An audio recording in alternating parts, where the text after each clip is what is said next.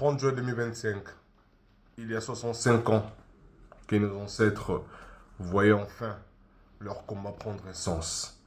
C'est de la liberté, de la souveraineté et de l'autodétermination. Mais aujourd'hui, l'histoire semble nous jouer mauvais tour. Comme l'a dit le général Genses lors de la colonisation vers les indépendances. Il avait dit après l'indépendance est égal à avant l'indépendance. C'est ce que l'on vit aujourd'hui. En effet, nos dirigeants depuis des décennies ne rêvent pas d'autonomie, d'autodétermination, de souveraineté.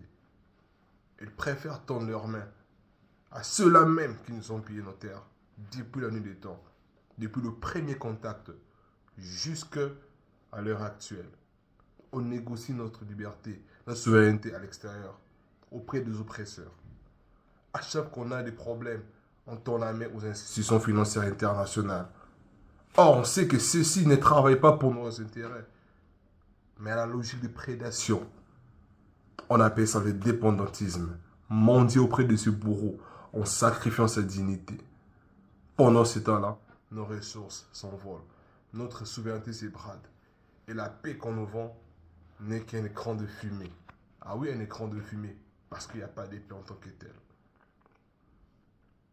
Comment faire confiance à celui qui allume le feu, puisqu'on revient jouer aux pompiers? Vous savez, le jeu de pompier pyromane. La vraie souveraineté, c'est la vision, c'est la connaissance de soi, c'est l'autodétermination et l'autonomie. Nulle part ailleurs au monde, un peuple a été souverain en tenant la main extérieure. De surcroît, à ses oppresseurs d'autrefois. Parce qu'on sait que les oppresseurs n'ont pas de ressources en tant que ça, et vivent des ressources des autres, dans la logique de prédation. On pense à tort qu'en étant au XXe siècle que la coopération internationale est un cadeau. Non du tout. Ce sont des intérêts qui priment. Et les intérêts du pays du sud global, dont la RDC et les pays d'Afrique, passent en dernier plan par rapport aux intérêts des oppresseurs. Ça s'appelle la néocolonisation. Malheureusement, nos dirigeants continuent toujours dans cette logique. Heureusement, aujourd'hui, les ancêtres en parlaient, un vent nouveau souffle. Certains peuples d'Afrique se réveillent, ils reprennent le flambeau de nos aïeux, ils refusent de mourir à genoux. Là, on pense au Burkina Faso, on pense au pays du Sahel, on pense à ces panafricanistes, tous ceux qui se battent jour et nuit. On pense aux intellectuels qui se battent jour et nuit pour nous éclairer. Et on pense aussi aux petits peuples qui commencent à prendre conscience. On ne fête pas l'indépendance. Le 30 juin, ce n'est pas un jour de fête, mais c'est un jour de réflexion et de bilan.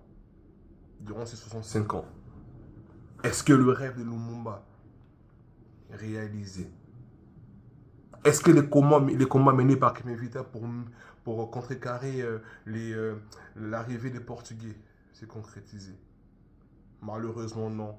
À cause des dirigeants et à cause du peuple aussi, inconscient, du peuple qui travaille toujours dans la logique du syndrome de Larbin de Stockholm.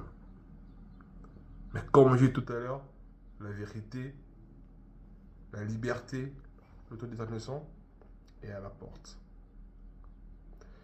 Heureux 30 juin à tous et on a espoir que la situation va changer très rapidement et ça sera brutal. Je vous remercie. Danikas.